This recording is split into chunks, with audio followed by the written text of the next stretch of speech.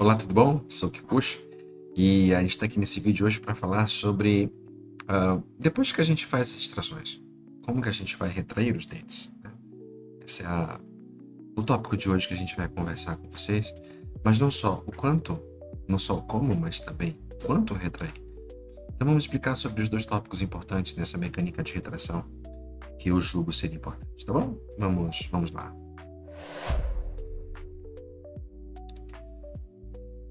Bom, para quem não me conhece, eu sou o Kikuchi, tá bom? Sou ortodontista. E para quem não nos segue a gente, aí por favor, segue a gente. Dá uma curtida lá no vídeo do YouTube, porque é assim que esse vídeo acaba sendo ah, propagandeado para mais pessoas. E a minha intenção com esses vídeos é que vocês sempre tenham uma coisinha de informação que fique a mais na formação de vocês, tá bom? Então vamos conversar sobre as extrações. Beleza. Depois da extração. E agora? O que a gente tem que fazer? Na verdade, a gente tem que planejar isso antes, né? Óbvio. Mas o próximo passo é qual caminho a gente vai tomar após a extração? Então são duas perguntas muito simples, o quanto se vai retrair e como se vai retrair. Então o quanto é quantitativo, quantos milímetros eu vou retrair esse dente. E o como se vai retrair é o qualitativo, que tipo de movimento dentário eu vou aplicar a este incisivo. Esta quantificação e esta questão qualitativa do movimento dentário, ela deve ser planejada antes, é o que a gente está tentando fazer aqui, e tentar dar alguma orientação para vocês, tá bom? Bom, o quanto se vai retrair, isso vai determinar o grau de ancoragem. Então, por exemplo, se eu tenho uma discrepância de, sei lá, 14 milímetros, e eu vou extrair dois premolares, e o premolar, cada um mais ou menos me mede 7 milímetros, todo esse espaço vai ser utilizado para a retração dos dentes. A minha ancoragem tem que ser máxima.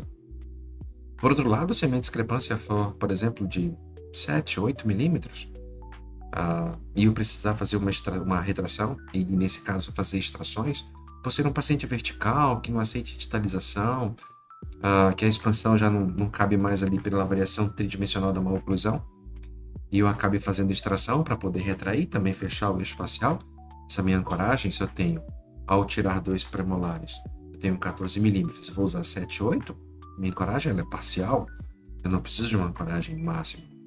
Só que notem, ela determina que tipo de ancoragem e o quanto eu vou retrair. Ou melhor, o grau de ancoragem é determinado pelo quantitativo de retração que eu vou utilizar neste caso que eu planejei.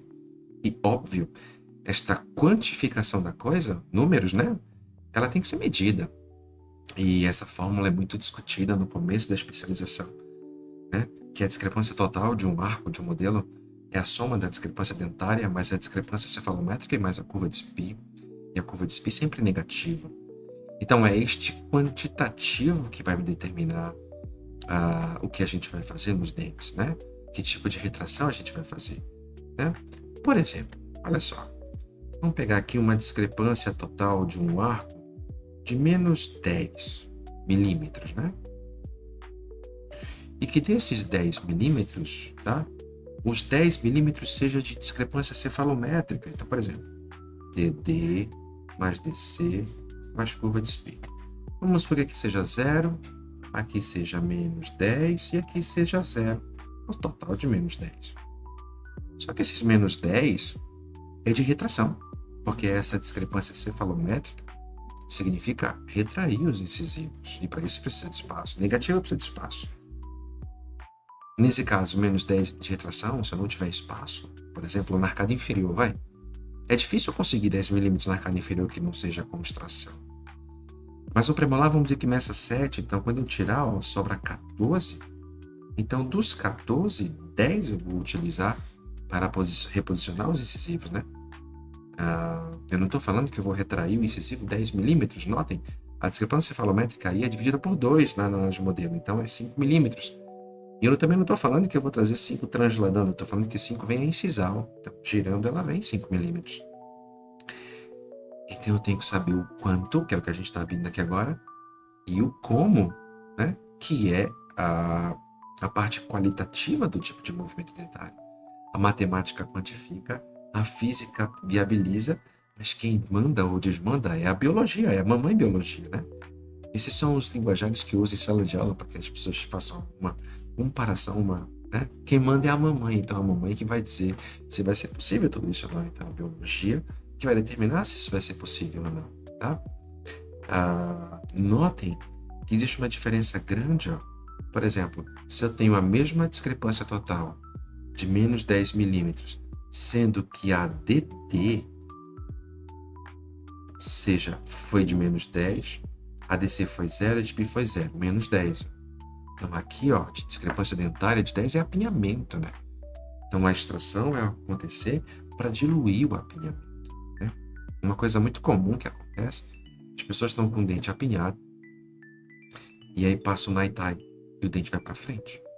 O paciente fala assim, nossa, tá tudo alinhadinho, mas tá tudo para frente, eu tô mais bicuda, né?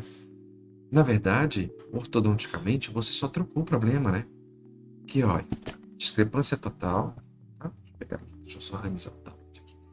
Discrepância total, tá? É a discrepância dentária mais a cefalométrica mais a curva de Smith. No primeiro caso, apinhamento.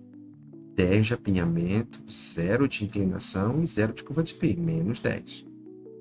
Aí você foi lá e passou o Naitai para frente, o dente alinhou para frente. Você alinhou, tá aqui, ó, resolveu a discrepância dentária. Mas agora, em compensação, a ADC ficou menos 0, porque o dente foi para frente, você tem que vir para trás. Isso é negativo. Mais 0. Ele continua menos 10, ó. Você só trocou o problema. O que era apinhamento virou inclinação. Se eu sei no começo que o meu problema é menos 10, eu tenho que fazer mecânicas, eu tenho que criar 10 milímetros de espaço. Como eu vou criar espaço? Aí existem várias formas, né? Se é protruindo, se é vestibularizando, se é expandindo, se é distalizando, se é fazendo desgaste pela análise de Bolton, enfim. Se você não criar o espaço, dois corpos não ocupam o mesmo lugar no espaço, tá? Então, é necessário entender isso para que você, então, possa determinar o que você vai fazer, criar o espaço quando necessário para, então, fazer a movimentação dentária. E, no caso do vídeo de retração, você precisa ter espaço para poder retrair os dentes. E esta retração, a quantidade depende da análise de modelo e a qualificação desse movimento depende do tipo, da inclinação do incisivo que esse dente tem com o plano oclusal. Aqui, ó, é esta formulazinha, esta referência que você precisa ter para saber que tipo de movimento dentário você vai fazer. Você pode fazer esses 4 tipos de movimento dentário, tá? E de acordo com o tipo de movimento que você quer, você vai fazer alguma coisa clínica para poder conseguir isso. O que eu posso dizer aqui para vocês é que para esse primeiro caso aí, ó, para inclinação descontrolada, tá? A proporção momento-força para o primeiro caso é de 5:1. Para o segundo caso, que é a inclinação controlada, tá? Esta proporção momento-força é 7:1. Agora, para a translação, tá? Esta proporção momento-força é 10:1. E por último, né? Para o movimento radicular, ou seja, você vai retrair trazendo mais a raiz do que a coroa, tá? Esta proporção momento-força, então, é 12:1. Então, notem, se eu sei que a proporção é diferente, tá? É lógico, vou puxar para mim de novo, é lógico que você tem que fazer coisas diferentes. Você não pode pegar um determinado de dispositivo ortodôntico, seja ele qual for, bola, power arm, arco reto, arco com torque, arco com gancho soldado, o que for. Você não pode achar que você vai ter um dispositivo ortodôntico e fazer diferentes tipos de movimentos dentários. Não dá para se ter suco de laranja com outro tipo de fruta. Então, se você só tem laranja, só vai sair suco de laranja. Então, se você só tem um dispositivo, você só vai conseguir fazer um tipo de movimento com esse dispositivo. Se você não pré-ativar, fazer novas pré-ativações, aí é o que eu estou falando.